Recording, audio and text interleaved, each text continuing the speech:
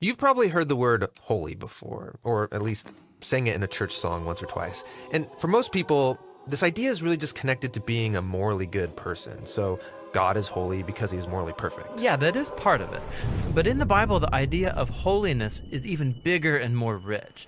What it's really describing is how God is the creative force behind the whole universe. He's the one and only being with the power to make a world full of such beauty and life.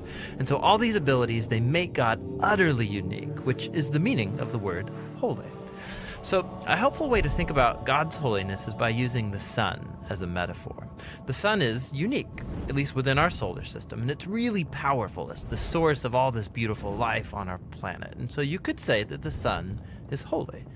And you can actually take this metaphor even further in that the whole area around the sun is also holy. Yeah, because the closer you get to the sun, the more intense it gets. Yeah, exactly. So that very power and goodness that generates all this life is also dangerous. I mean, the sun, if you get too close, will annihilate you. And in the same way, there's this paradox at the heart of God's own holiness, because if you're impure, his presence is dangerous to you. And not because it's bad, but because it's so good.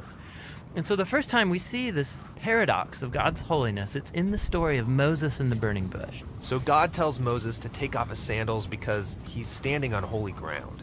And Moses covers his face in fear, and God says, hey, don't come any closer. It's intense. It's actually that intensity of God's holiness that's explored even more in the stories about Israel's temple, which was the main place where God's holy presence was located.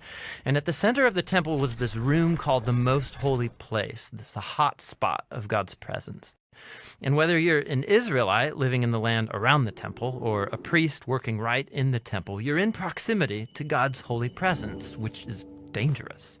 Yeah, this is a problem. So how's it supposed to work? Well, in the Bible, the solution is that you need to become pure. So like being morally pure. Yeah, and that's easy enough to understand. But the Bible spends a lot of time talking about another kind of purity, being ritually pure, which is a state where you separate yourself from anything related to death, like touching things like diseased skin or dead bodies or even certain bodily fluids. All these make you impure. And becoming ritually impure isn't necessarily sinful. What's wrong is waltzing into God's presence when you're in an impure state. And so that's why God gave the Israelites very clear instructions for knowing when they were impure, steps to become pure, so that they could go into the temple again. So that's what the book of Leviticus is about. Right.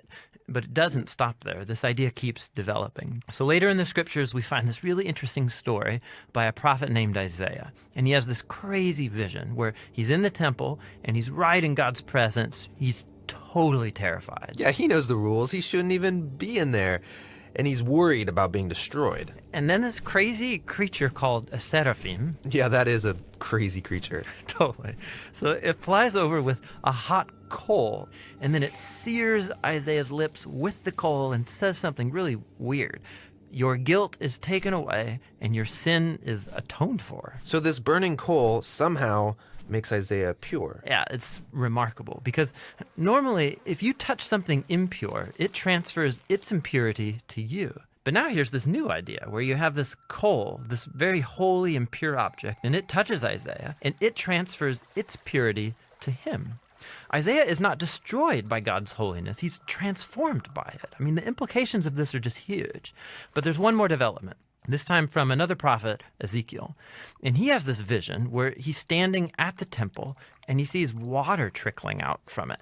And then that water turns into a stream, and then it grows into a deep river that starts flowing through the desert, leaving this trail of green trees behind it. And then it flows into the Dead Sea, making everything fresh and alive. So instead of becoming pure first and then going into the temple, here God's holiness comes out from the temple, making things pure and bringing them to life.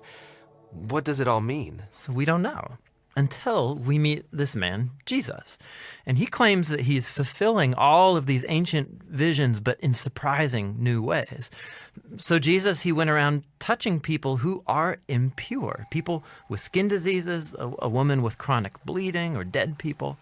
And when he touches them, their impurity should transfer over to Jesus, but instead, Jesus' purity transfers to them and actually heals their bodies. Jesus is like that holy coal in Isaiah's vision. Right.